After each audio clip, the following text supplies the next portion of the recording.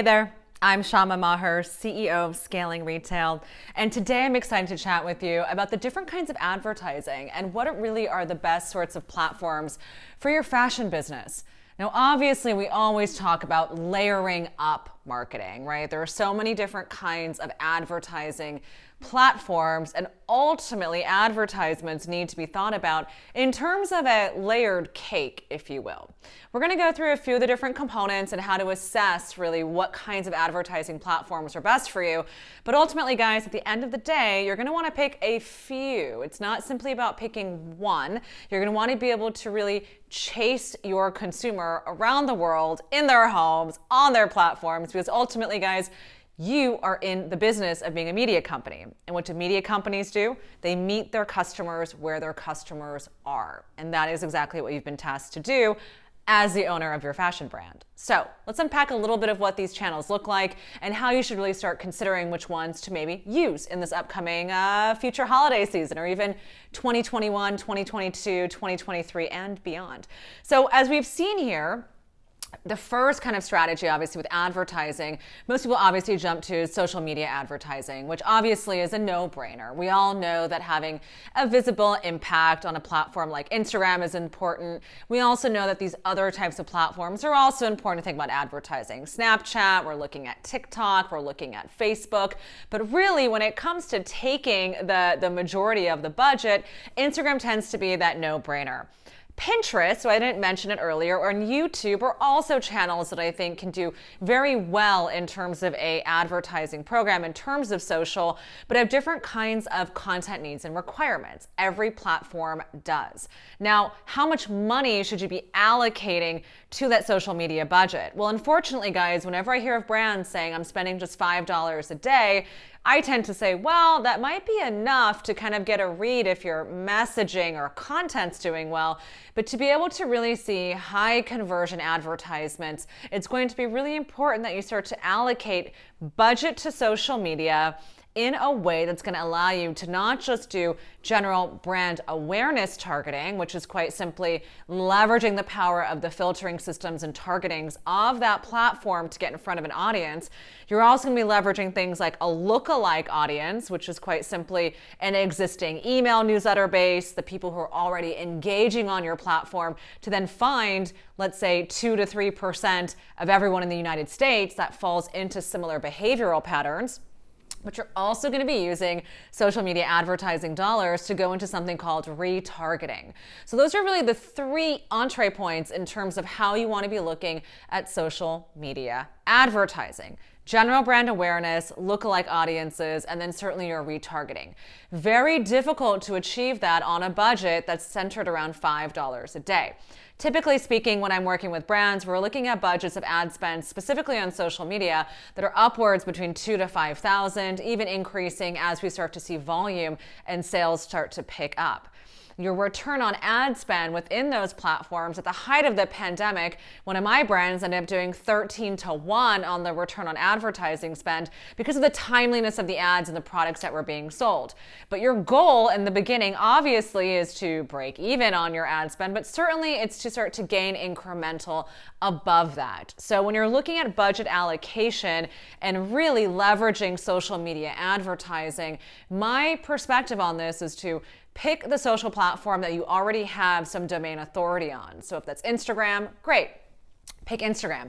If that's Pinterest, great. Start with Pinterest. If you've built up a robust YouTube channel, great. Pick YouTube. Look for the platform that you most heavily engage with and start to build and extend your social media advertising from that domain authority platform. That's going to help you create a really lovely ecosystem, and it's going to really help to reverb your messaging, not only through your organic strategy, right, but also as you're retargeting those same people in that same platform. Now, you've heard it time and time again. Some people say it takes 5 touch points. Other people say it takes 8 touch points. Quite frankly, it takes a lot of damn touch points in order to get in front of a consumer. So in addition to a social media advertising strategy, we also have to look at other channels, right? What might the other ways of getting in front of your consumer start to look like? So in terms of advertising, the other quick fix to go to is Google, right? When it comes to getting ranked and having domain authority in Google for your brand, you definitely want to have search engine marketing running for your own name at the very least, right? That ensures that anyone who's typing in that particular name is going to have your brand name pop up first. And so very, very important, especially if your brand name might be similar to another brand that's selling a totally different product. So let's say your product is a shoe brand, but you have a brand out there that's maybe a technology brand and they're selling something else but has a similar name. You're going to want to own that search engine marketing result for your brand name, plus maybe the category that you sit into. So maybe it would be like Syama shoes, right? If I want to make sure to brand and people can find that product as they're Google searching. So that Google search, I think, becomes kind of the next layer cake, right? Being able to own that domain, have search engine marketing running for you, and then obviously looking at the components of search shopping. Now, I find that having those ads run for shopping on Google tend to be very beneficial if you find that you're in a niche where maybe there are only a few people playing within your specific demo, which then allows you to quickly rise to the top of that. Or if you find, again, that your brand name is starting to gain some notoriety, meaning maybe you've all of a sudden received a few press placements. Maybe all of a sudden you're getting influencers wearing your stuff. You know people are going to be searching for that name. Again, the name might be very similar to other brand names out there, or maybe your brand is so new that when they type it in, they're not going to get you on the first page, right? So if you're lacking in terms of general SEO strength, or it fits into one of these other categories, doing that shopping component of Google Shopping is going to be very helpful for you to get conversion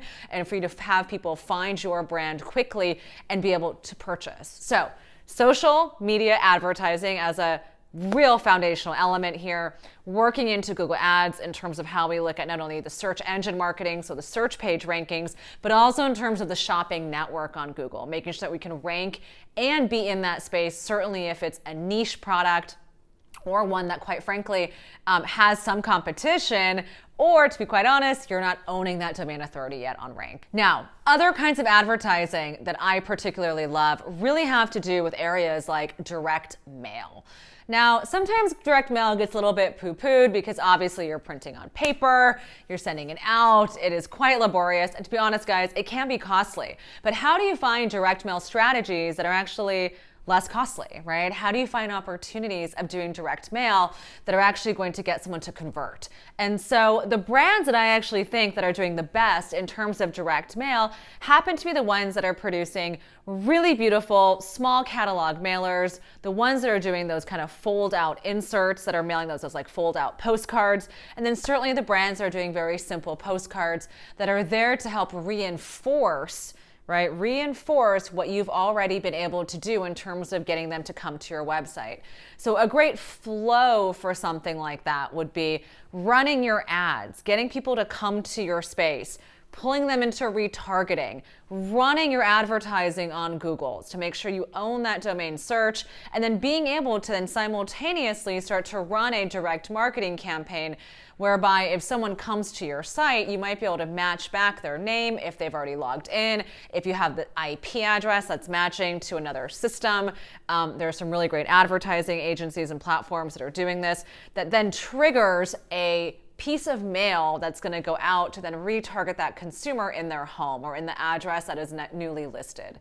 Now, what I love about that component is you're hitting someone not just from the perspective of digital, but now you're bringing the product into the home, right? And so I think digital marketing really combined with a direct mail strategy is a fantastic way to get 360.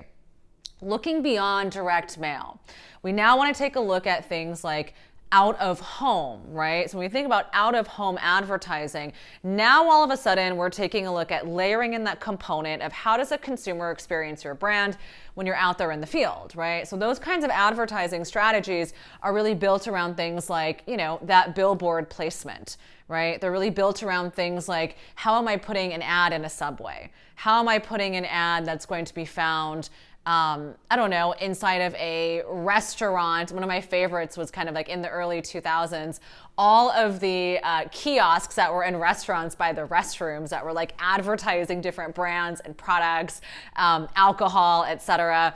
Lots of different ways of thinking about where are those touch points? How can you start to bring your brand into places where people are already going to consume other activities? You might also think about advertising in terms of how you're doing brand presence at maybe a festival, now that we have concerts, get-togethers, coffee shops. So think about ways of integrating that. You know, it's not just simply about these digital platforms. It's not just simply about doing catalog mailers. It's really about getting creative about those touch points where your consumers are at. How might it be if part of your core values are really around sustainability and healthy eating and healthy living, and all of a sudden you do a collaboration and a partnership with a meal kit delivery service where maybe all of a sudden you're putting your tote bags or you're putting one of your products into their box that week as a perk, right, of being a part of that platform. You might see it as an advertising cost, a marketing cost. At the end of the day, it's really about how am I getting my product in front of that consumer and what are those different touch points. You want to be first, you want to be early, and you want to lead with innovation. All right, guys, that's all from me over here at Scaling Retail. If you're looking at different advertising strategies and you're possibly considering things like TV advertising, right? How does it look to start to do advertising on these different networks, right? How does it start to look at doing advertising in terms of podcasting, right? What should those platforms be looking like? How much should you be paying for podcasters? All of these different areas start to become, external to really this core kind of idea of building out your digital and building out your retargeting, but they all become very important. Podcast advertising, I think, is a very important element in terms of where people are consuming content. Spotify advertising, again, another very important way in terms of how people are consuming content. So think about where your consumers are, think about the magazines, think about the publications, think about the media outlets, and start to get those proposals, start to get those media kits, and really start to figure out, is that consumer there? Who is that consumer that they're servicing? And ultimately, how does that fit into my strategy? All right, guys. As you're building out strategy, feel free to send us an email at hello@scalingretail.com. Would love to be able to help you layer your cake for maximum impact and visibility into the market to make sure that you see a cohesive customer acquisition implementation strategy that allows you to drive cost over time by being able to create something that's very sticky, it's very consumable, and highly conversion oriented. All right, guys, I'll talk to you later. Bye.